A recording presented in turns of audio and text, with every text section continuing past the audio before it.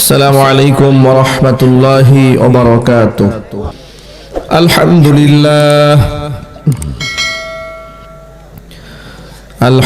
لله نحمده ونستعينه ونستغفره ونعوذ بالله من شرور أنفسنا ومن سيئات أعمالنا. من يهده الله فلا مضل له ومن يضلله فلا هادي له.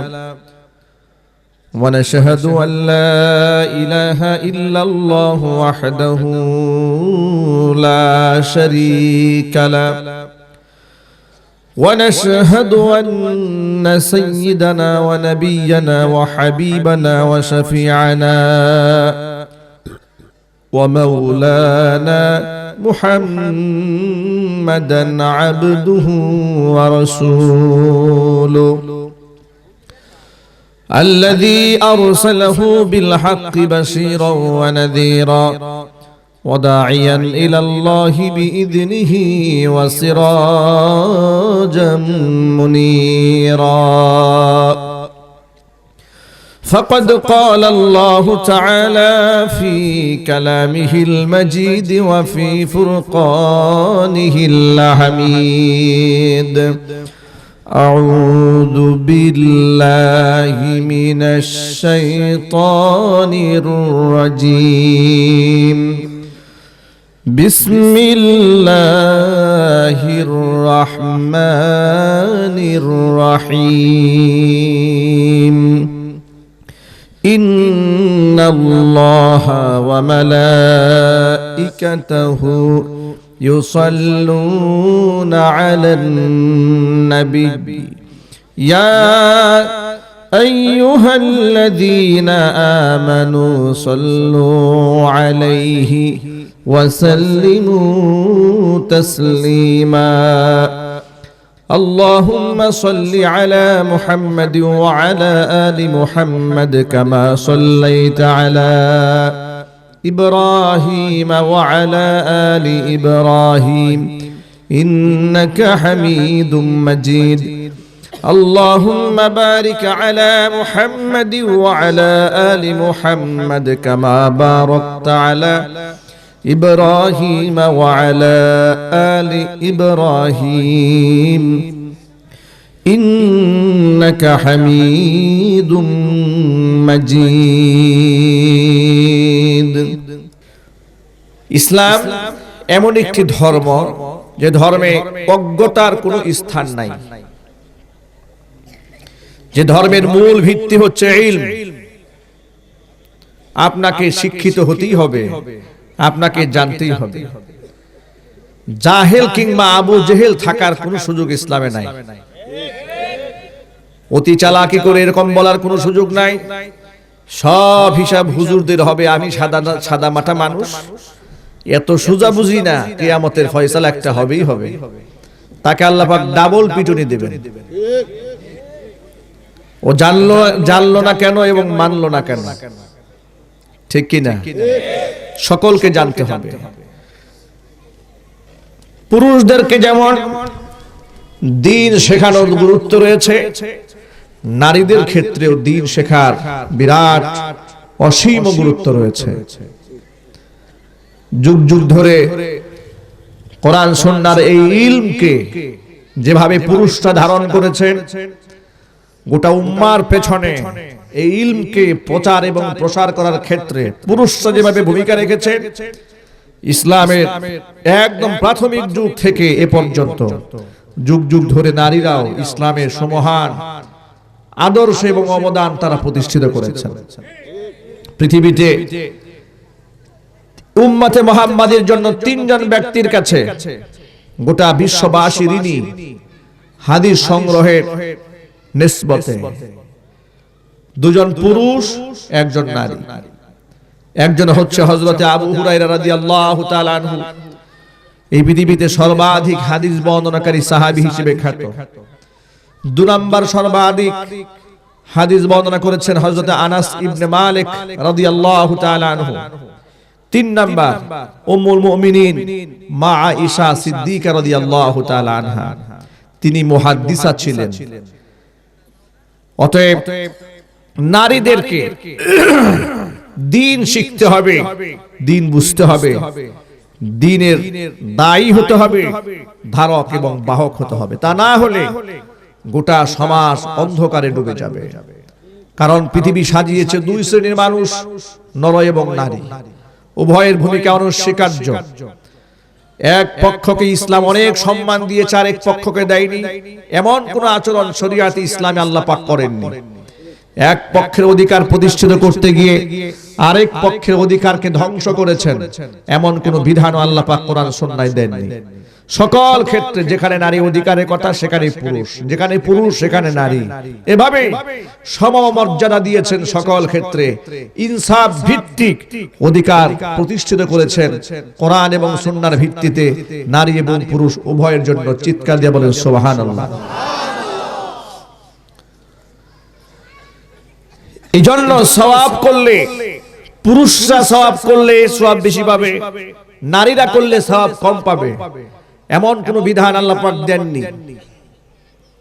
বরং কোরআন মাজিদ স্পষ্টত বলে দিয়েছে, মান আমিলা সালিহাম মিন যাকারিন আও উনসা ওয়া হুয়া মুমিন ফালানুহয়িয়ান্নাহু হায়াতান তাইয়্যিবা ওয়া লানাজজিয়ান্নাহুম আজরাহুম বিআহসানি মা কানু ইয়ামালুন। আল্লাহ রাব্বুল আলামিন বলেন, নারী আর পুরুষ যে ব্যক্তি ঈমানের সাথে ভালো আমল করবে তাকে আমি আল্লাহ দুটি পুরস্কার দান করব। একটি দেব দুনিয়াতে, আর একটা দেব হাসরে। দুনিয়াতে যেটা দান করব, ফালানুহয়িয়ান্নাহু হায়াতান তাইয়্যিবা, এই দুনিয়াতে আমি তাকে স্বাচ্ছন্দ্যপূর্ণ উত্তম জিন্দেগি উপহার দেব। এই ওয়াদা কার?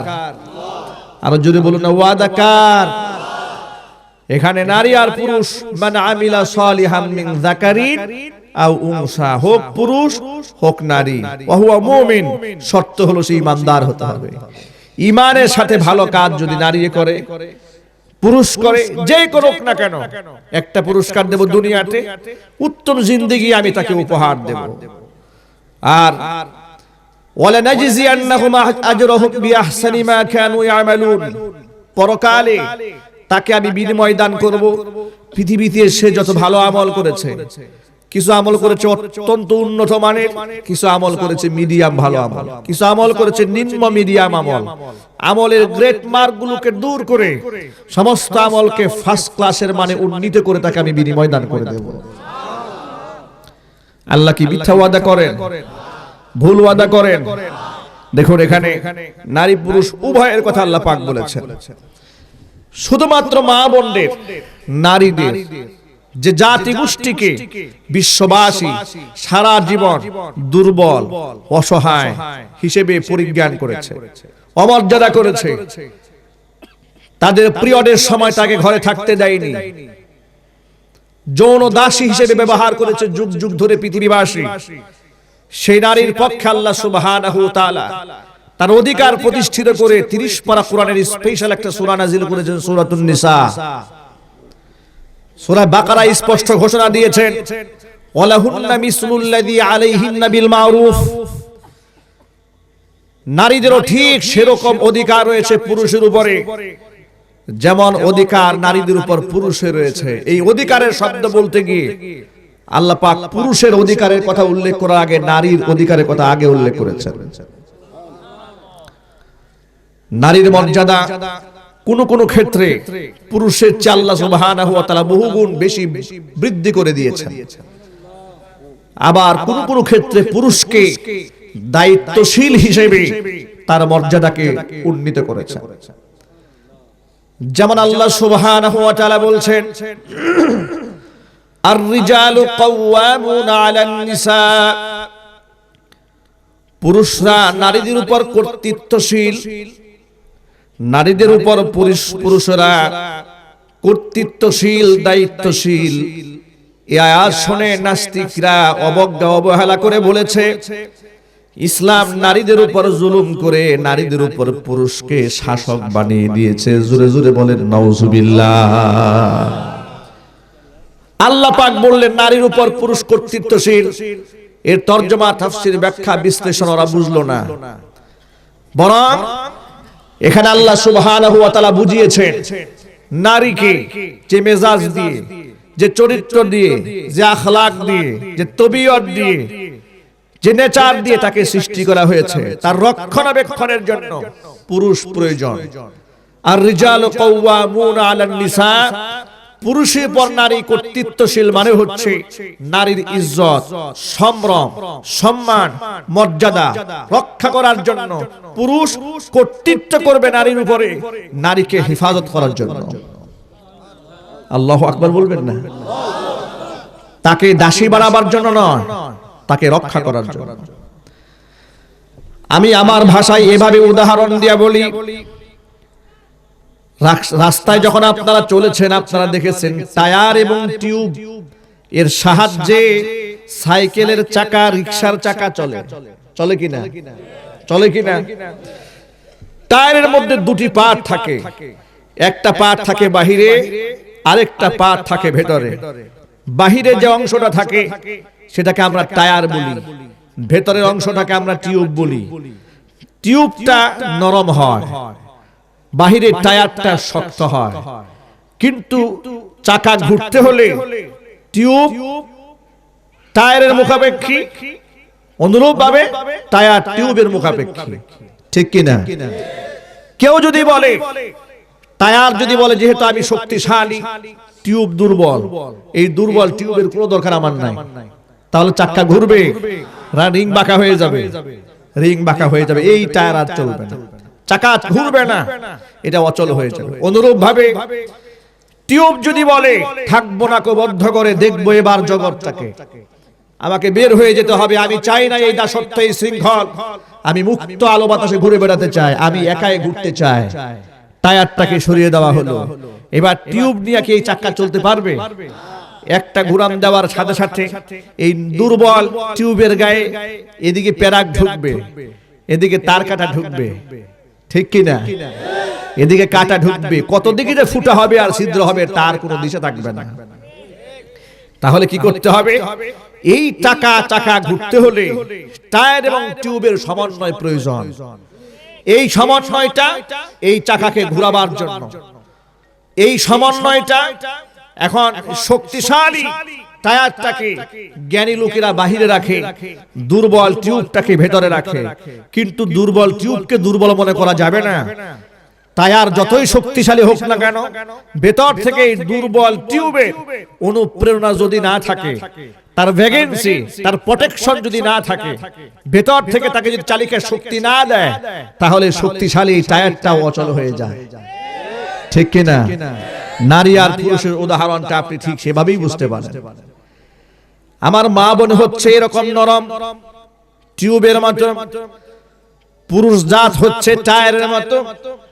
খোলা ময়দানে পুরুষকে আল্লাহ পাক ছেড়ে দিয়েছেন টায়ার বানিয়ে, টিউব বানিয়ে আল্লাহ পাক নারীদেরকে ঘরের মধ্যে রেখেছেন। নারীদের দায়িত্ব হচ্ছে পুরুষকে, পুরুষের চালিকা শক্তি রাখার জন্য সঞ্জীবনী শক্তি ঘর থেকে সে জোগাড় করে দেবে। আর টায়ারের দায়িত্ব হয়ে গেল যত প্রকার আঘাত আসে, ঘাত প্রতিঘাত আসে, সমস্ত লোহার আঘাত থেকে, পেরেকের আঘাত থেকে, কাটার আঘাত নিজে খেয়ে যেমন ভিতরের টিউবটাকে রক্ষা করে টায়ার, পুরুষের দায়িত্ব হচ্ছে নিজের কাঁধে সব দায়িত্ব চাপায় নিয়ে নিজের মা, নিজের বোন, নিজের স্ত্রী, নিজের কন্যাকে সমাজের সব ধরনের অশ্লীলতা, বেহায়াপনা, ইফতিজিং, ধর্ষণ থেকে বাঁচাইয়া দেবে। এর নাম হচ্ছে আর-রিজালু কাওয়ামুনা আলান নিসা। পুরুষরা কর্তৃত্বশীল নারীর উপরে, যেমন কর্তৃত্বশীল টায়ার টিউবের উপরে।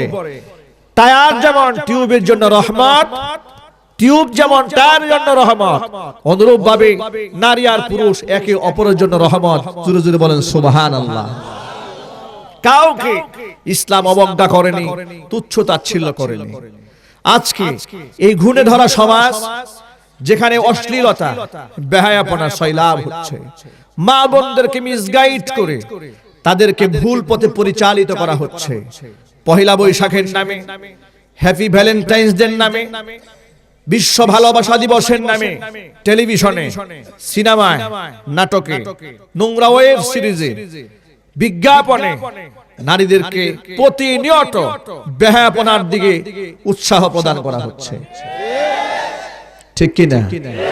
অনুরূপভাবে টক শোতে পরিকল্পিতভাবে ইসলামিক কৃষ্টি কালচারকে প্রশ্নবিদ্ধ করার জন্য বুদ্ধিভিত্তিক ভাবে দাড়ি, টুপি, ইসলাম, ইসলামিক কালচার উপরে পেছন দিক থেকে সব সময় ছুরিকাঘাত করা হচ্ছে।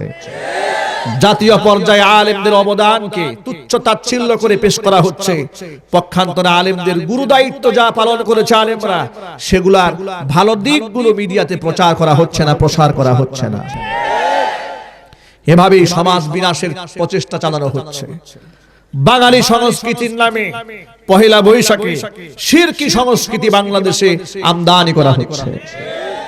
অথচ আমার কাছে আজ থেকে ঢাকা শহরের 70 বছর আগের ছবি আমি অনলাইন থেকে সংগ্রহ করেছি। ঢাকাতে এক মা তার স্বামীকে নিয়ে রিকশা দিয়ে পার হচ্ছে, রিকশায় বসে আছে। এ মায়ের আপাদমস্তক বোরকাতে ঢাকা, আর সেই বোরকাটা বর্তমান জমানায় ফিতনা ফাসাদের বোরকার মতো ফ্যাশনেবল বোরকা নয়। এজন্য আফগান নারীদের মতো হাত মোজা, পা মোজা সহ আপাদমস্তক পর্দায় আবৃত করা। 70 বছর আগে এমন সংস্কৃতি বাংলার মাটিতে ছিল। তাহলে বাঙালি সংস্কৃতির নামে কপালে টিপ পরে, শাখা সিঁদুর পরে, পহেলা বৈশাখে লাল সাদা শাড়ি পরে রাস্তায় বের হয়ে বেহায়াপনা করার নাম বাঙালি সংস্কৃতি বলে চালা চাপিয়ে দিচ্ছে। তাদের বোঝা উচিত এটা কোনো মুসলিম সংস্কৃতি হতে পারে না, এটা মুশরিক সংস্কৃতি। আবহমান কাল থেকে দু ধরনের সংস্কৃতি বাংলাদেশে চলে এসেছে। এক হচ্ছে বাঙালি মুসলিম সংস্কৃতি, আর এক হচ্ছে বাঙালি মুশরিক সংস্কৃতি। দুইটা সংস্কৃতি। কয়টা? এক হচ্ছে বাঙালি মুসলিম সংস্কৃতি, আর একটা হচ্ছে মুশরিক সংস্কৃতি। আজকে সুকৌশলে মুসলিম সংস্কৃতির এই অধ্যায়টাকে বাইপাস করে কাট করে ফেলে দিয়ে মুশরিক সংস্কৃতিকে জাতীয় পর্যায়ে টেলিভিশনে প্রমোট করে, এসো বৈশাখ, এসো এসো, গান গেয়ে গিয়ে শাহবাগ চত্বরে ডাকা হবে, আর মঙ্গল শোভাযাত্রায় মুসলমানদেরকে ইনভাইট করা হবে, আর মুসলমানরা হাসি মুখে শামিল হবে। এটা মুসলমানদের গায়ে এক বিন্দু রক্ত থাকতে মুসলমান চুপ থাকতে পারে না। ওরা আমার মা বোনদেরকে রাস্তায় নামিয়ে নারী অধিকারের নামে তারা কি দিয়েছে লক্ষ্য করেন। নারী অধিকারের নামে নারীর গা থেকে বুরকা ছিনিয়ে নিয়ে নারীর হাতে ওরা সিগারেট উঠিয়ে দিয়েছে। বাস্তবতা আছে না নাই? অক্সফোর্ডের প্রাচ্যের অক্সফোর্ড যাকে বলা হয় ঢাকা বিশ্ববিদ্যালয়, সেই চত্বরে যাবে, ওপেনে বিশ্ববিদ্যালয় মেয়েরা সিগারেট পান করছে। আল্লাহর কসম, একটি মিথ্যা শব্দ বললে কিয়ামতে এই জিহ্বা আগুনের কেচি দিয়ে কাটা হবে। বাস্তবতাকে সচক্ষে পরিদর্শন করে আপনাদের সামনে তুলে ধরছি, যাতে করে এখান থেকে আমরা ফিরে আসতে পারি।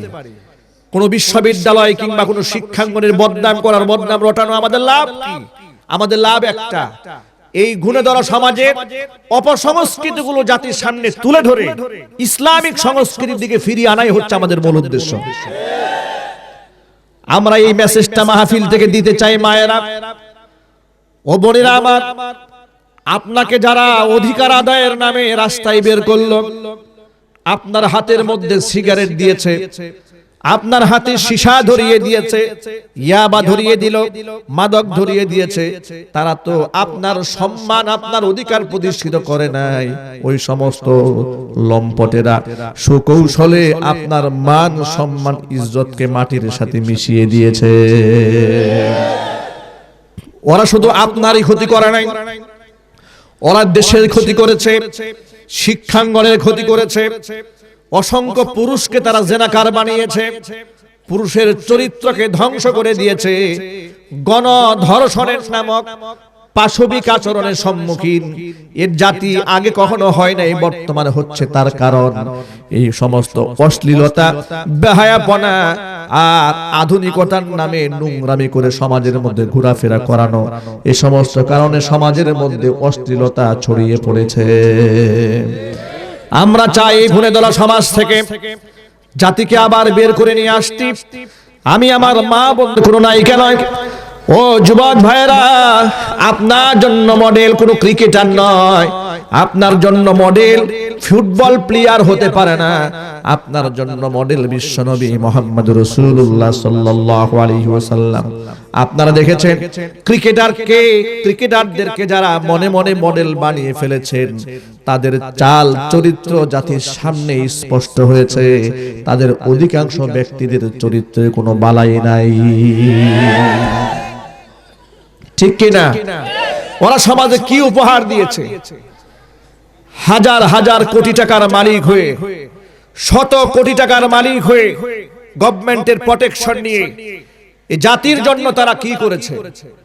জাতির জন্য তাদের অবদান কি? তারা কয়টা এতিমখানা চালিয়েছে, কয়টা বৃদ্ধাশ্রম খুলেছে, কয়জন অসহায় মানুষের পেছনে তারা দাঁড়িয়েছে।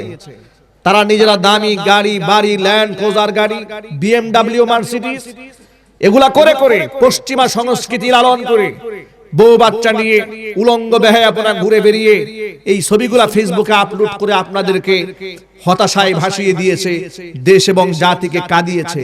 জাতির দুর্দিনে করোনাকালীন সময়ে তাদের অবদানগুলো কি জাতির সামনে এটা স্পষ্ট করতে হবে, জাতি জানতে চায়।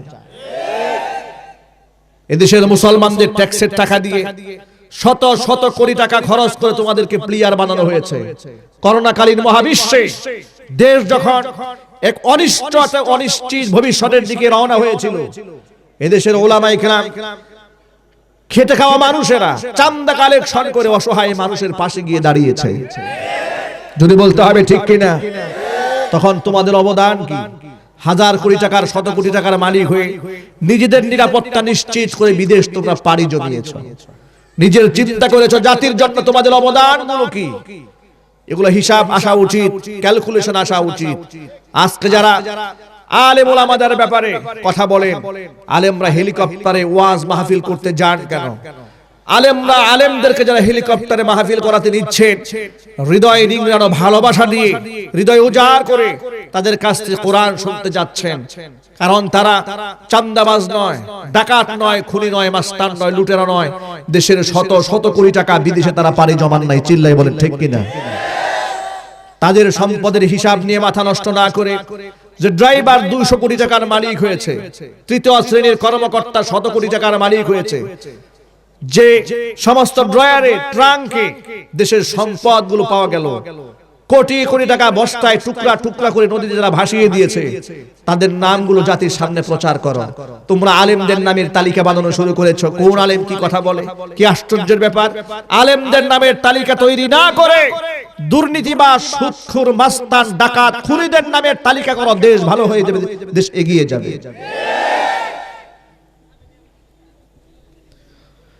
প্রিয় যুবক ভাইরা আমার, মনে রাখতে হবে, আমার মডেল বিশ্বনবী মুহাম্মদ রাসূলুল্লাহ সাল্লাল্লাহু আলাইহি ওয়াসাল্লাম।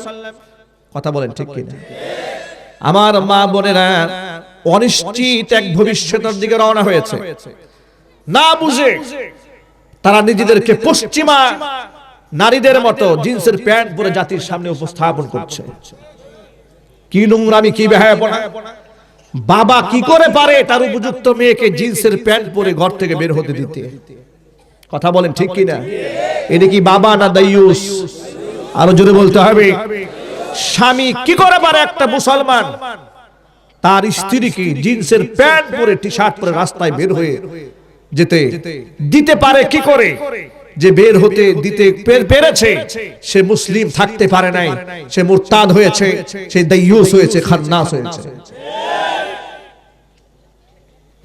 অতএব হে যুব সমাজ, হে মা বোনেরা, এখান থেকে বের হয়ে আসতে হবে। পশ্চিমা নারীরা এগুলা করে সুখ পায় নাই। আজকে আমাদের দেশের বাস্তব চিত্রের দিকে তাকায়।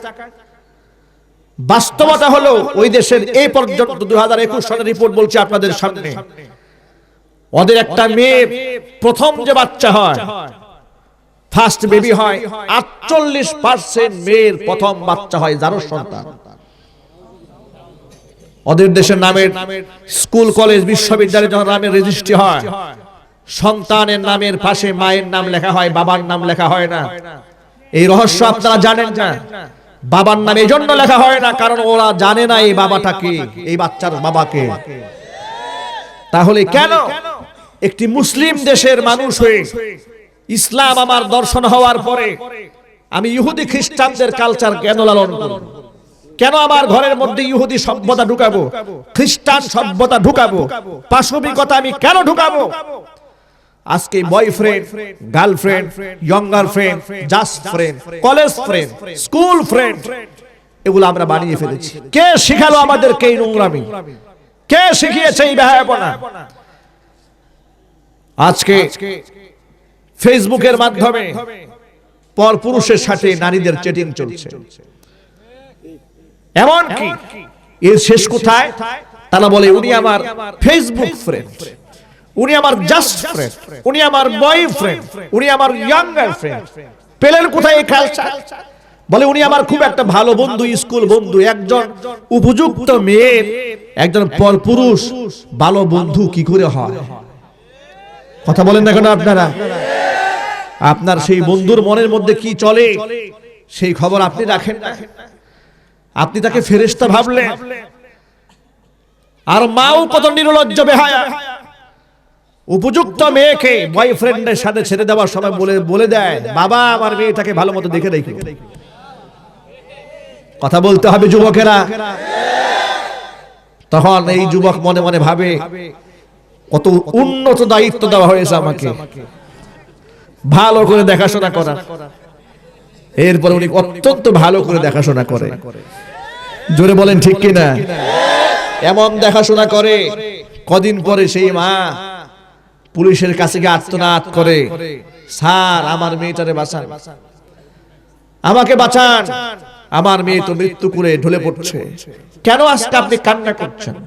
আপনি তো অভিশপ্ত মা, যে মা তার উপযুক্ত মেয়েকে বয়ফ্রেন্ড নামক এক হিংস্র জানোয়ার হাতে ছেড়ে দিয়েছে।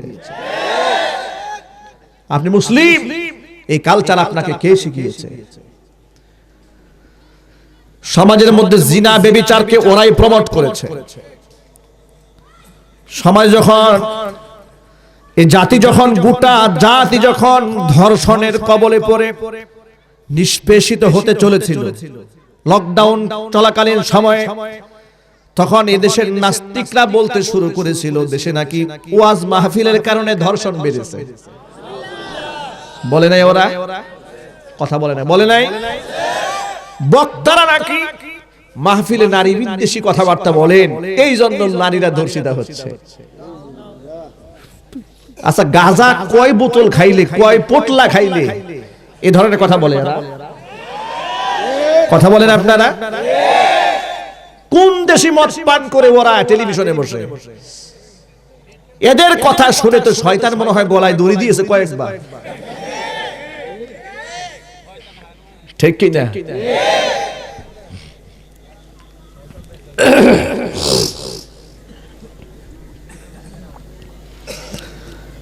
কোরআনের মাহফিলে একজন বক্তা কোনদিন নারী বিদ্বেষী কথা বলেন না, বরং আলেম ওলামারা, বক্তারা নারীদের পক্ষে সবচেয়ে বেশি কথা বলে। নারীদের পা মায়ের পায়ের নিচে সন্তানের বেহেশত, এ কথাটা পৃথিবীর কোন দার্শনিক বলে না, দুনিয়ার কোন ডাক্তারও বলে না, দুনিয়ার কোন কবি সাহিত্যিকও বলে না। এ কথাটা কোরআন হাদিস থেকে উলামায়ে কেরাম মাহফিলে মাহফিলে বলে সন্তানদেরকে মায়ের প্রতি শ্রদ্ধাশীল বানায়। বাবা মার সেবা করার কথা আলেমরা ওয়াজ মাহফিলে বলেন। সুদের বিরুদ্ধে জাতিকে সচেতন করেন, ঘুষের বিরুদ্ধে জাতিকে সচেতন করেন, দুর্নীতির বিরুদ্ধে সচেতন করেন, জিনা ব্যভিচার অবৈধ মেলামেশার ব্যাপারে জাতিকে সতর্ক করেন উলামায়ে কেরাম। আর সে আলেমদের বিরুদ্ধে উল্টা অভিযোগ তোলা হয়, তাদের বয়ানের কারণে নাকি দেশে ধর্ষক বেড়ে গিয়েছে। চিৎকার দিয়া বলেন নাউজুবিল্লাহ।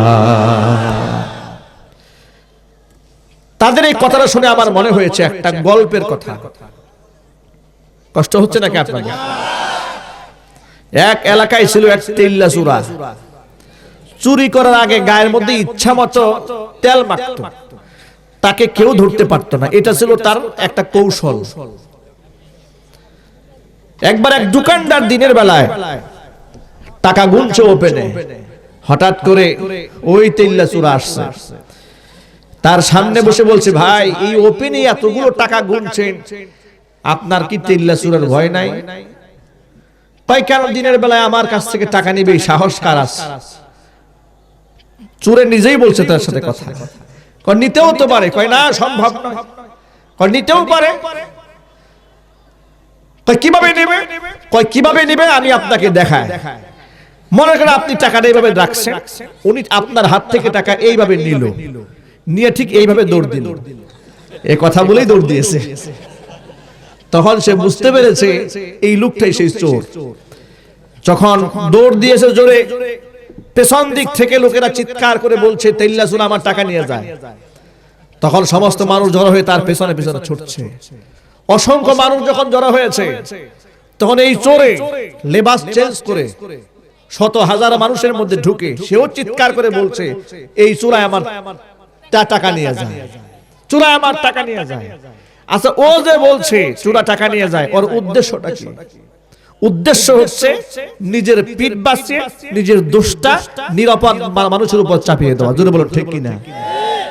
আজকে সমাজে যাদের কারণে ধর্ষক সৃষ্টি হচ্ছে, যাদের কারণে ব্যভিচার সৃষ্টি হচ্ছে, নোংরা ওয়েব সিরিজ যারা বানাচ্ছে, নারী স্বাধীনতার নামে নারীদেরকে ইসলামিক কৃষ্টি কালচার থেকে বের করে রাস্তায় যারা নামিয়েছে, যারা কপালে টিপ দিয়ে মাথার মধ্যে ফুল দিয়ে মেয়েদেরকে রাস্তায় নামিয়েছে, যাদের কারণে এই ধর্ষক সৃষ্টি হয়েছে, ধর্ষণ নামক এই মহামারী দেশে সৃষ্টি হয়েছে। যখন ওরা ধরা পড়ে গেল, যখন বুঝতে পারলো চতুর্দিক থেকে আলেম সমাজ মুখ খুলতে শুরু করেছে, পিঠের চামড়া থাকবে না, এই জন্য তেল্লা চোরার মতো উল্টা অভিযোগ যারা যে সমস্ত আলেমরা ধরেছে তাদের উপর চাপিয়ে দেওয়ার ওরা চেষ্টা চালিয়েছে।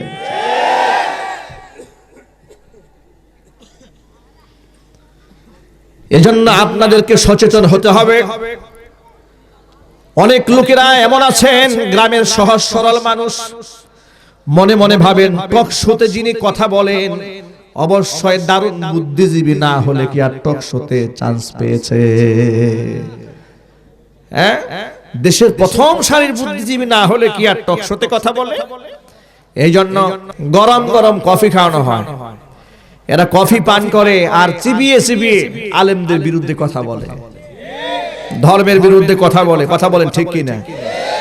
একজন আলেমকে মাঝে মাঝে আমি টকশো, বেশ কয়েকটা টকশো দেখেছি, আর রাগে খুবই গুসায় ফেটেছে। একজন আলেমকে টকশোতে আনা হয়েছে আর তিনটা নাস্তিককে বসিয়ে দেওয়া হয়েছে ঘেউ ঘেউ করার জন্য। আলেম কথা বলার কোনো সুযোগই পান না, তিনজন ঘেউ ঘেউ করে ওঠে। আমার প্রশ্ন হচ্ছে, এটা আবার কোন ধরনের টকশো, কোন জাতের টকশো? তিনজন কুকুর বসায় রেখেছো ঘেউ ঘেউ করার জন্য, আর একজন ভদ্রলোক ডাক দিয়েছো। মুগুর যদি খেতে হয় তাহলে এনায়েতুল্লাহ আব্বাসীর মতো দুজন ডাক দাও,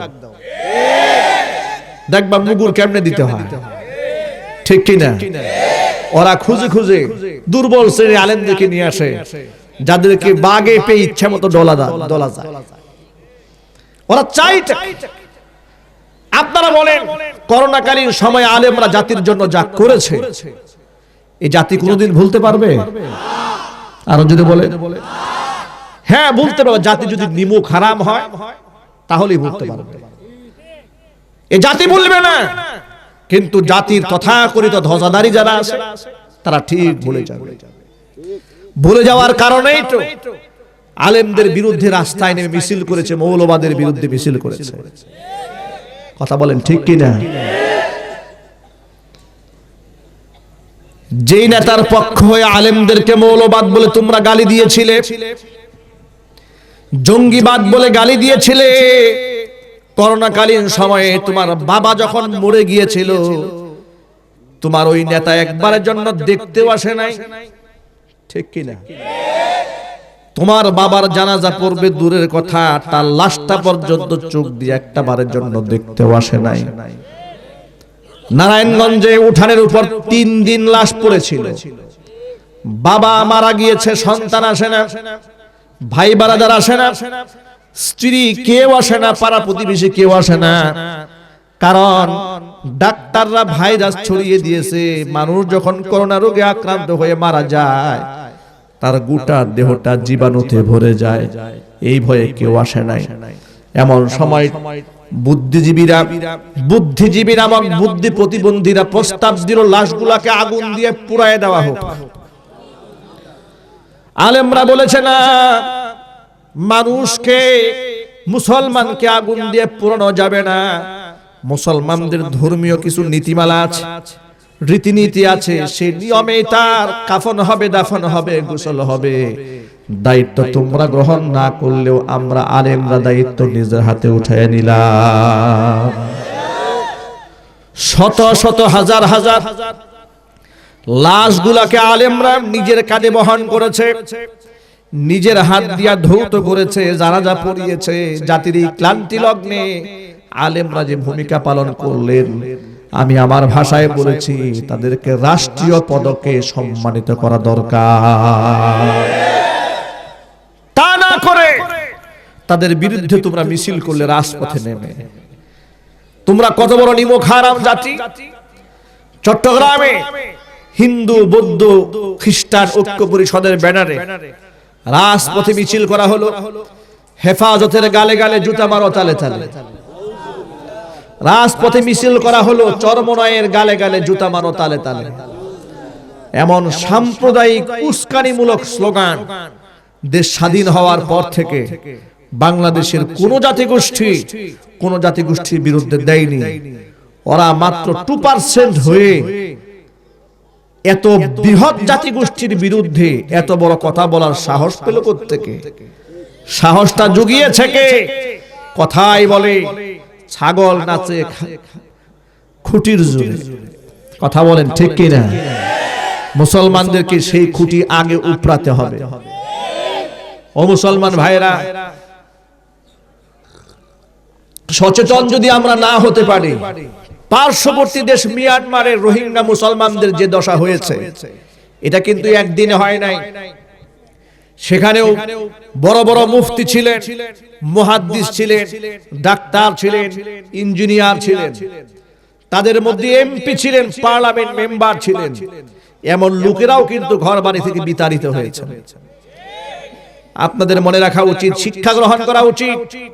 এদেরকে ধীরে ধীরে কোণ ঠাসা করা হয়েছে। আর ওরাও নিজেদেরকে দুর্বল মনে করে কেউ কারো প্রতিবাদ করে নাই, সবর করেছে, ধৈর্য ধারণ করেছে। এদেরকে চাপতে চাপতে সমস্ত নাগরিক অধিকার থেকে এদেরকে বঞ্চিত করা হয়েছে। এক পর্যায়ে লাথি মেরে ঘাড় ধাক্কা দিয়ে দেশ থেকে তাড়িয়ে দেওয়া হয়েছে। আপনারা কি মনে করেন যে শত্রু বাহিনী মিয়ানমারে রোহিঙ্গা মুসলমানদের উপর কোন নজর দিয়েছিল? সেই শত্রু বাহিনীর নজর বাংলাদেশের মুসলমানদের উপরে নাই? আরো জোরে বলতে হবে, নাই? ওরাও আপনার অধিকার থেকে ধীরে ধীরে আপনাদেরকে বঞ্চিত করার ষড়যন্ত্র চালাচ্ছে। ওরা মাহফিলের মধ্যে 144 ধারা জারি করে দেয়, শত সহস্র প্রশ্ন বানে আমাদেরকে জর্জরিত করে, আমাদেরকে নীতিমালা প্রদান করে। ওরা আবার আনুষ্ঠানিকভাবে 95% মুসলমানের দেশে পূজা উপলক্ষে স্কুল, কলেজ, বিশ্ববিদ্যালয়ের দরজাগুলো নিজেরা খুলে দিয়েছে। এই বছর ফেব্রুয়ারি মাসের 16 তারিখে শ্রী শ্রী সরস্বতী পূজা উপলক্ষে গোটা বাংলাদেশে কতগুলো বিশ্ববিদ্যালয়, সরকারি কলেজের স্কুল ময়দানকে খুলে দেওয়া হয়েছিল, আপনার কোনো হিসাব নাই। আপনি জানেন না? আল্লাহর কসম করে বলছি, আমি যেহেতু গোটা দেশ ঘুরি, আমার কাছে বাস্তবতার নিজের চোখ দিয়ে দেখে আমি অবাক হয়েছি। এলাকার লোকেরা বলেছে, হুজুর জীবনে বহুত পূজা দেখেছি, কিন্তু আমাদের স্কুলের মাঠে পূজা হয়েছে এটা আমরা দেখি নাই। সিলেট গেলাম, সেখানে বলে হুজুর এখানে স্কুল মাঠে পূজা। নোয়াখালীতে গেলাম, সেখানে তো কলেজের অধ্যাপক তিনি নোটিশ জারি করে দিয়েছেন, স্কুলের সকল কর্মচারী, কর্মকর্তা, ছাত্র ছাত্র শিক্ষক শিক্ষয়িত্রী সকলের অবগতির জন্য জানানো যাচ্ছে আগামী 16/2/2021 খ্রিস্টাব্দ অনুযায়ী বিশ্ববিদ্যালয় প্রাঙ্গণে শ্রী শ্রী সরস্বতী পূজা উদযাপিত হচ্ছে। সকলকে নিরাপদ দূরত্ব বজায় রেখে পূজায় অংশগ্রহণ করার জন্য বিনীত অনুরোধ করা হলো। যিনি সিলটা মেরেছেন রাষ্ট্রীয় পেডে তিনি একজন মুসলমান। মুসলমান হয়ে রাষ্ট্রীয় পেডে নোটিশ জারি করেছেন মুসলমানকে পূজায় অংশগ্রহণ করার জন্য। আপনার কি ভাবতে পারেন কোন প্রকার মেকানিজম ছাড়া, কোন ইশারা ছাড়া একজন মুসলমান নোটিশ জারি করেছে? চিল্লাই বলতে হবে। ওই মাঠে আপনি মাহফিলের আয়োজন করেন, দেখি বুকের সাহস কত আছে আপনার। আপনি তো মুসলমান, মাহফিলে অংশগ্রহণ করার জন্য নোটিশ জারি করতে বলেন এই অধ্যাপককে। ওর বাবার কতটুকু সাহস আছে? মাহফিলে অংশগ্রহণ করার জন্য নোটিশ জারি করবে দূরের কথা, মাহফিলে যাবে এই কথা উল্লেখ করে তাকে ঘাড় ধাক্কা দিয়ে কলেজ থেকে বের করে দেওয়া হবে। চিল্লায় বলতে হবে ঠিক কিনা? ও মুসলমানেরা, এই গভীর নীল নকশার বিরুদ্ধে গোটা জাতিকে সচেতন ভূমিকা রাখতে হবে। আপনারা প্রশ্ন করতে পারেন হুজুর তাহলে আমাদের করণীয় কি? আমাদের করণীয় হচ্ছে আমাদের পরবর্তী প্রজন্মের কাছে আমাদের মেসেজ থাকবে, আপনাদের কাছে মেসেজ থাকবে, হিন্দুরা তাদের পূজা করুক, তাদের ধর্মীয় অধিকার, ধর্মীয় স্বাধীনতা, আমাদের হস্তক্ষেপ করার কোনো অধিকার নাই। আমার ধর্ম এই শিক্ষা আমাকে দিয়েছে। চিল্লাবো ঠিক কিনা? আমার ধর্ম আমাকে বলে দিয়েছে লা ইকরাহা ফিদ্দীন, ধর্মের মধ্যে জবরদস্তি নাই। আমার ধর্ম আমাকে বলে দিয়েছে লাকুম দীনুকুম ওয়ালিয়া দীন, তোমাদের ধর্ম নিয়ে তোমরা থাকো, আমরা আমাদের ধর্ম নিয়ে থাকি। ঠিক কিনা? ইসলাম আমাকে বলে দিয়েছে লা তাসুব্বুল্লাযীনা ইয়াদউনা মিন দুনিল্লাহি ফায়াসুব্বুল্লাহা আদুওয়াম বিগাইরি ইলম, আমি আল্লাহকে বাদ দিয়ে ওরা যে সমস্ত দেবদেবীকে ডাকে এগুলাকে গালমন্দ করো না, তাহলে শত্রুতাবশত জেদ করে ওরা তোমার আল্লাহকে গালি দিয়ে বসবে। এই জন্য আমরা আমাদের দেবদেবীকে গালি দেই না। ওরা আমাদের পূজা করুক, আমাদের আপত্তি নাই। কিন্তু আমার প্রশ্ন হচ্ছে পূজা করা যেমন আমাদের সাংবিধানিক অধিকার, অনুরূপ ভাবে এদেশের মাহফিল করা, কোরআনের মঞ্চে কথা বলা, মসজিদে যাওয়া, জাতীয় ঈদগাহে শামিল হওয়া আমাদের প্রত্যেকটা মুসলমানের ধর্মীয় এবং সাংবিধানিক অধিকার। আজকে সে অধিকারের মধ্যে হস্তক্ষেপ করা হচ্ছে। অগণতান্ত্রিক ভাবে আলেমদেরকে ব্ল্যাক লিস্ট করে তাদের জবানকে কন্ট্রোল করার ষড়যন্ত্র চালানো হচ্ছে। চিল্লায় বলো ঠিক কিনা? কয়জনকে কন্ট্রোল করবা তোমরা? কয়জনের কণ্ঠকে স্তব্ধ করবে? মনে রেখো এই দিন আল্লাহ সুবহানাহু ওয়া তাআলা 1000 বছর আগে আবু জেহেল, উতবা, সাইবা, ওয়ালিদ ইবনুল মুগীরা তাদেরকে চ্যালেঞ্জ ছুড়ে দিয়ে ইসলামের বিজয় পতাকা এই পর্যন্ত নিয়ে এসেছেন।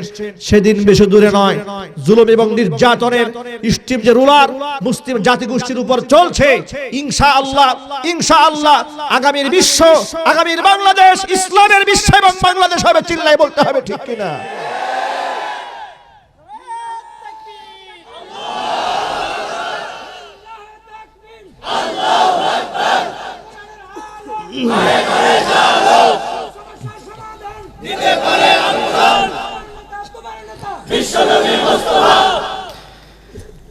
এজন্য অন্যায় যেখানে প্রতিরোধ গড়ে তুলতে হবে সেখানে জবান বন্ধ রাখা যাবে না।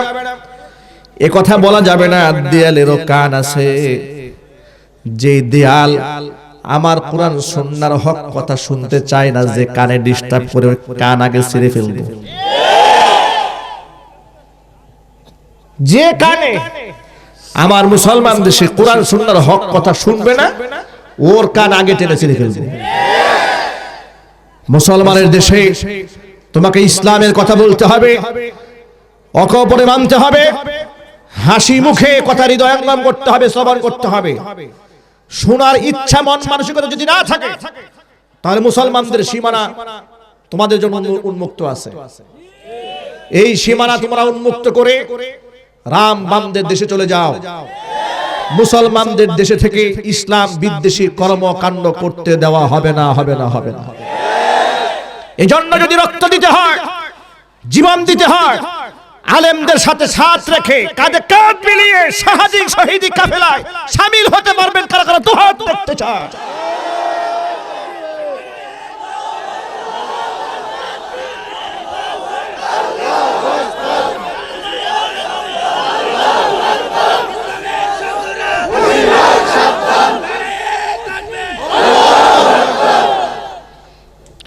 সকল ভাইদেরকে আশ্বস্ত করে বলতে চাই, ভয়ের কোনো কারণ নাই।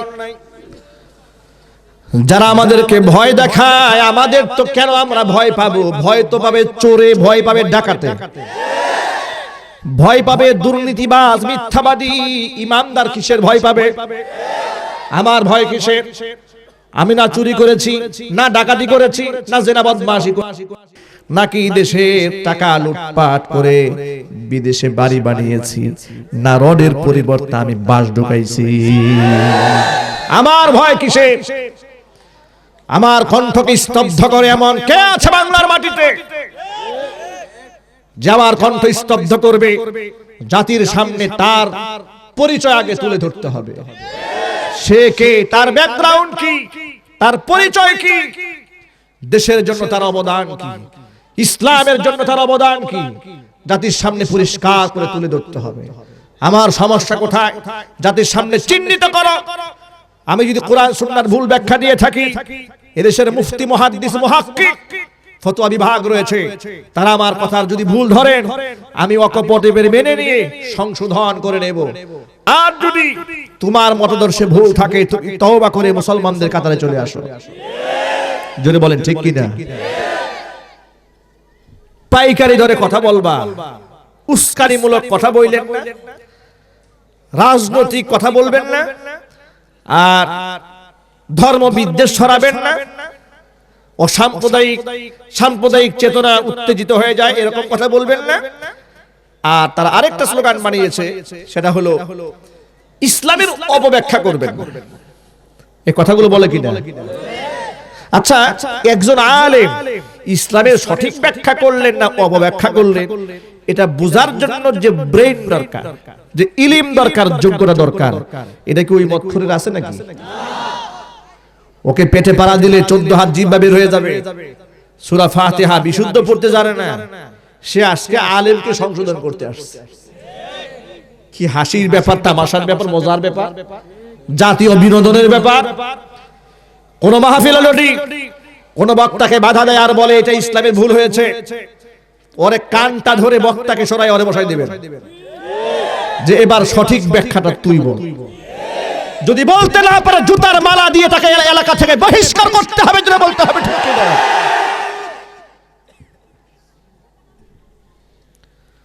চুপ থাকতে থাকতে মুনাফিকদের সাহস বেড়ে গিয়েছে। মুসলমানদেরকে অভয় দিয়ে বলছি, মুসলমানেরা কোনো ভয় নাই। ওয়ালা তাহিনু ওয়ালা তাহজানু ওয়া আনতুমুল আ'লাউনা ইন কুনতুম মুমিনিন। বিজয় তোমাদের হবে, হীনমন্যতায় ভোগার কোনো কারণ নাই, ব্যথিত হওয়ার মতো কোনো বিষয় নাই। বিজয় আমাদেরই হবে ইনশাআল্লাহ, শর্ত হলো যদি আমরা মুমিন হতে পারি। এই জন্য মৃত্যুর দ্বার প্রান্তে দাঁড়িয়ে আমরা ইমানি পরীক্ষায় পাশ করবো ইনশাআল্লাহ। যুবকেরা পাশ করবো না ইনশাআল্লাহ? যুবকদের কি সেই সাহস আছে, হিম্মত আছে, শক্তি আছে? জীবন চলে যাবে, সুন্নাহ বিরোধী কোনো কাজ করবো না, ওয়াদা করতে পারেন কারা কারা? দুহাত দেখতে চাই।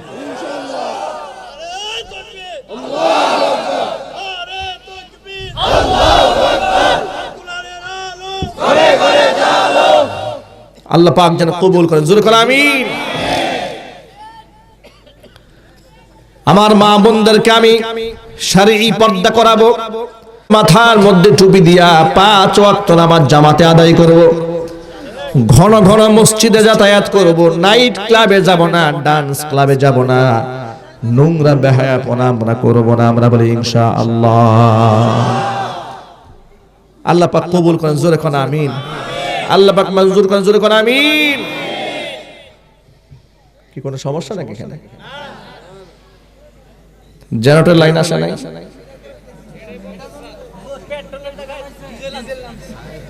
পেট্রোলের জায়গায় ডিজেল আনছে,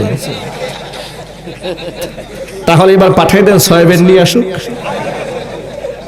ঠিক আছে, তাকে বলেন রূপচা দাঁড়িয়ে আসতে।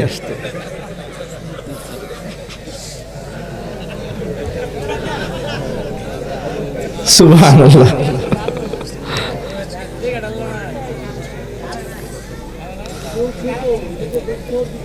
আজকে কয় তারিখ? গতকাল কয় তারিখ গেল? 24 তারিখ। 24 তারিখে আমার একটা মাহফিল ছিল আপনাদের পার্শ্ববর্তী এলাকায়, ঠিক কি না? এলাকার নাম কি জানো? ভুয়াপুরে, বরকতপুর, ভুয়াপুর থানাতে পড়েছে সেটা। তো সেখানে মাহফিল কর্তৃপক্ষ মাহফিলের 2 দিন আগে হঠাৎ করে আমাকে বলেন, হুজুর মাহফিলটা পারমিশন হচ্ছে না। কি সমস্যা? বলছে যে মাহফিলে যিনি আয়োজক, উদ্যোক্তা, তিনি এই মাহফিলে আজকে আছেন, তিনি আমার কাছে রিসিভ করেছেন, এখানে স্টেজে আছেন। তিনি বললেন, হুজুর আমাকে তারা রাজাকার বানিয়ে দিয়েছে। মানে যিনি মাহফিলের আয়োজক তাকে তারা রাজাকার বানিয়ে দিয়েছে। তাকে বললাম, অসুবিধা কি, আপনি চেতনায় রাজাকার। এদেশে তো এখন চেতনা বিক্রি হয়। বাংলাদেশে বর্তমান চেতনা ব্যবসার চেয়ে বড় ব্যবসা আছে নাকি? বাংলাদেশের সবচেয়ে বড় বিজনেসের নাম হচ্ছে চেতনার বিজনেস, চেতনার ব্যবসা। এক সাংবাদিককে একজন আলেম প্রশ্ন করলেন যে রাজাকারের অর্থটা কি? বড় সাংবাদিক, উনি অর্থ বলতে পারেন না, অথচ এই গালিটা কি পরিমাণ দেওয়া হচ্ছে। কথা বলেন ঠিক কি না? তরজমা জানে না, ব্যাখ্যা জানে না, গালি দিয়ে বসে আছে। এই সমস্ত শব্দ মনে রাখবেন, যেমন জঙ্গিবাদ, জঙ্গিবাদ একটা ধোয়া তোলা হয়েছে। এই জঙ্গি শব্দটা তৈরি করা হয়েছে মুসলিমদেরকে দমন করার জন্য, আর কিচ্ছু না। জজুর ভয় দেখিয়ে দাড়ি টুপি এবং ইসলামিক জিহাদির চেতনা, এটাকে নির্মূল করার জন্য এই শব্দটা আবিষ্কার করা হয়েছে। তা না হলে যারা সশস্ত্র ক্যাডার তারা জঙ্গি হয় না কেন? অস্ত্র নিয়ে ধরা পড়ে তারা জঙ্গি হয় না, বই নিয়ে ধরা পড়ে তারা জঙ্গি হয়ে যায়। কি মজার ব্যাপার! বলে বিরাট সর্বনাশ হয়ে গেছে। বলে কি সর্বনাশ হয়েছে? বলে সর্বনাশ হয়ে গেছে, তাম দুনিয়া অচল হয়ে যাওয়ার পরিকল্পনা চলছে, এই লোক শেষ করে দেবে গোটা দুনিয়া। বলে আছে কি? বলে তার ঘরের মধ্যে ঢুকে দেখি ফাজাইল আমল, দুনিয়া শেষ করে ফেলবে। আর কি আছে? ফেরেশতাদের জীবন কথা। আর কি আছে? ফাজাইল সাদাকাত। আর কি আছে? একটা তাফসীরের কিতাব আছে। দুনিয়া ধ্বংস করার পরিকল্পনা চলছে। আর যার ঘরে পাওয়া গেল মদ, গাঁজা, আফিম, হেরোইন, পিস্তল সব পাওয়া গেছে, টর্চার সেল পাওয়া গেল। প্রশাসন বললেন বিরাট অপরাধী সন্ত্রাসী পাওয়া গেল। কিছুদিন পরে ব্রিফিং দেওয়া হলো, এগুলা সব খেলনা পিস্তল ছিল। চিল্লাই বলো না ঠিক কিনা?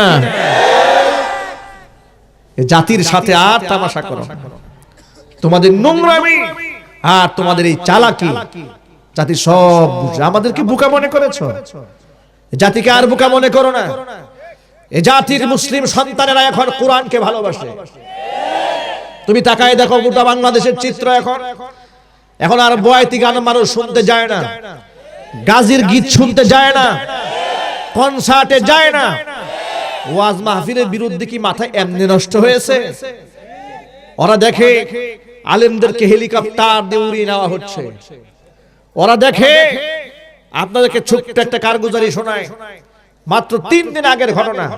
আমি যাচ্ছি কক্সবাজার মাহফিলে, ঢাকাতে এয়ারপোর্টে আমি ফ্লাইটে যাব। এয়ারপোর্ট থেকে বিমানে ওঠার আগে তো এয়ারপোর্টে ডোমেস্টিক থেকে বাসে বিমানবন্দর নেওয়া হয়, আর ভিভিআইপি যারা তাদেরকে প্রাইভেট করে কার করে নেওয়া হয়।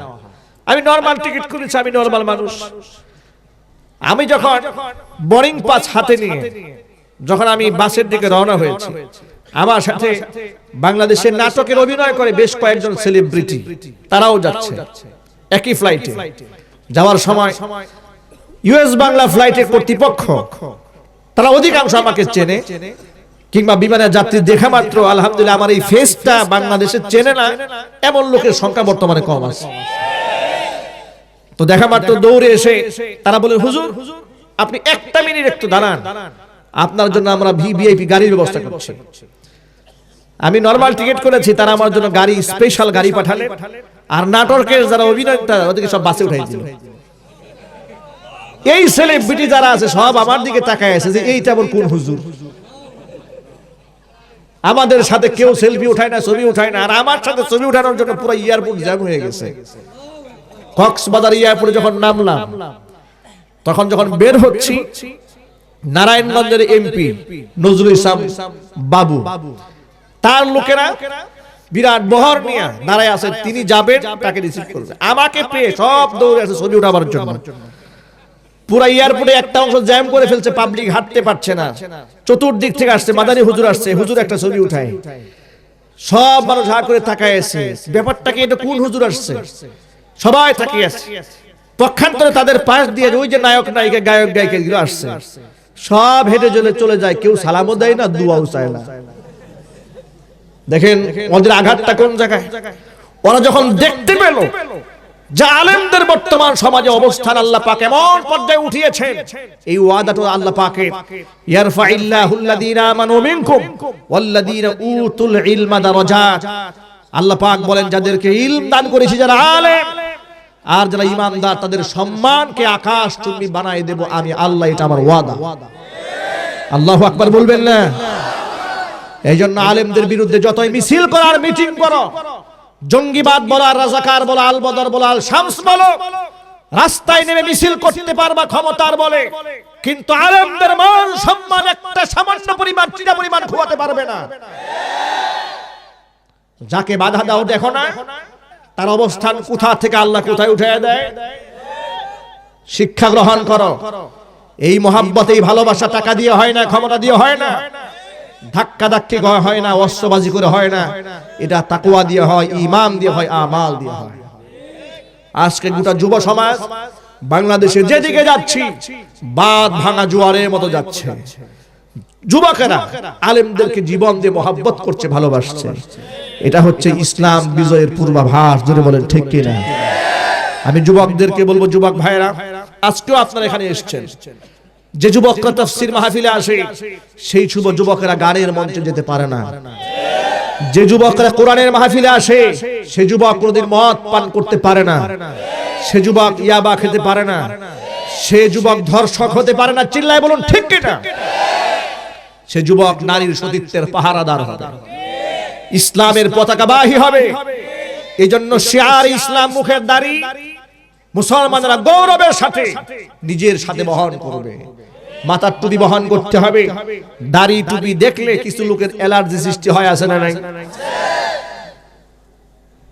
দাড়িকে বরদাস্ত করতে পারে না, টুপিকে সহ্যই করতে পারে না। তাদের জন্য করুণা হয়, তাদের জন্য মায়া হয়, দয়া হয়। মুসলমানের ঘরে জন্ম হওয়ার পরেও তারা নবীর আদর্শকে ভালোবাসতে পারল না। খুচা মেরে কথা বলতে মনে চায়। তাদের জন্য আমার ছোট্ট একটা সবক, যে সমস্ত ভাইরা মুখের মধ্যে দাড়ি রাখেন, তাদের জন্য বলবো, সুন্নতের উপর আমল করে যান, নামাজ পড়ে যান। কে কি বললো দেখার সময় আমার হাতে নাই, কারণ আমি আমার জীবনের চেয়ে আল্লাহ এবং তার রাসূলকে বেশি ভালোবাসি। আমার নবী বলে দিয়েছেন, মান আহাব্বা সুন্নতি ফাকাদ আহাব্বানি ওয়া মান আহাব্বানি কানা মাই ফিল জান্নাহ। যে ব্যক্তি আমি নবীর সুন্নাতকে মহব্বত করবে, সেই ব্যক্তি আমি নবীকে মহব্বত করবে। আর যেই ব্যক্তি আমি নবীকে মহব্বত করবে, ভালোবাসবে, সেই ব্যক্তি আমি নবীজির সাথে জান্নাতি হবে। নবীজির সাথে জান্নাতি হতে চাই না আমরা ইনশাআল্লাহ? আল্লাহ যেন কবুল করেন। জোরে কোন আমিন। সালমান ফারসি রাদিয়াল্লাহু তাআলা আনহু, হুজুরের সাহাবী, বিদেশি মেহমানদের সাথে খাবার খেতে বসছেন। লুকমার কিছু অংশ পড়ে গেলে তিনি উঠায়া খেলেন। সাথী বললেন, এই কাজটা না করলেও তো পারতেন। বিদেশি মেহমান দেখে খারাপ মনে করবে, মুসলমানরা কত ছোট লোক। কি বলেন, আছে না নাই? দেখবেন ভদ্রলোকই দেখায় খাবারের কিছু অংশ ফেলে রাখছে, খায় না। এটা ভদ্রলোকই নয়, এটা সুন্নাহর খিলাফ, করা যাবে না। একটা গল্প বলি, কষ্ট হচ্ছে নাকি আপনাদের? আমি কিন্তু অসুস্থ মানুষ। এই অসুস্থ থাকার পরেও আপনারা বুঝতেই পারছেন, আমার বয়স শুনেই তো বুঝতে পারছেন আমার কষ্ট হচ্ছে কথা বলতে। ট্রেনের ক্যান্টিনে দাড়ি টুপিওয়ালা এক হুজুর খেতে বসছেন, আর তাই শুট কুট পরা আরেক এই ভদ্রলোক মাথা নিচু করে দিয়ে বসে আছে। মনে মনে ভাবছে, হারে জিজ্ঞেস করলাম কি, জবাবটা পেলাম কি? বন্ধুগণ, এরকম কিছু লোক থাকে যারা আপনাকে ছোট করার জন্য চেষ্টা চালাবে, ঠিক কি না? এগুলো কানে নেওয়া যাবে না। কিছু লোক পিছু লোকে কিছু বলে, তারা বলবে আপনি আটকাতে পারবেন না। আমার আপনার তো দোষ আছে। বিশ্বনবী মুহাম্মদ রাসূলুল্লাহ সাল্লাল্লাহু আলাইহি ওয়াসাল্লামের কোনো দোষ ছিল? অপরাধ ছিল? তারপরেও তো তার পেছনে লোকেরা কথা বলেছে না? তার মতো বেগুনা মাসুম গোটা বিশ্ব মানবতার আইডলকে নিয়ে যদি মানুষ 7 কথা বলতে পারে, আমার মতো খালি আব্দুল্লাহর জন্য বলতেই পারে, এটা কানে নেওয়া যাবে না। শুধু আমাকে টার্গেট রাখতে হবে, আমার জীবন দিয়ে হলেও সুন্নাহকে পৃথিবীতে প্রতিষ্ঠিত করেই ছাড়ব। আল্লাহ সুবহানাহু ওয়া তাআলা এই কথাগুলোর উপর আমাদের সকলকে আমল করার তৌফিক দান করেন। আমার মা বোনদেরকে আল্লাহ সুবহানাহু ওয়া তাআলা কবুল করেন। আজকের মাহফিলকে আল্লাহ সুবহানাহু ওয়া তাআলা সফল করেন। আমাদের মধ্যে যারা অসুস্থ আছেন সকলকে শিফায়ে কামিলা আজিলা কুল্লিয়া নসিব করেন।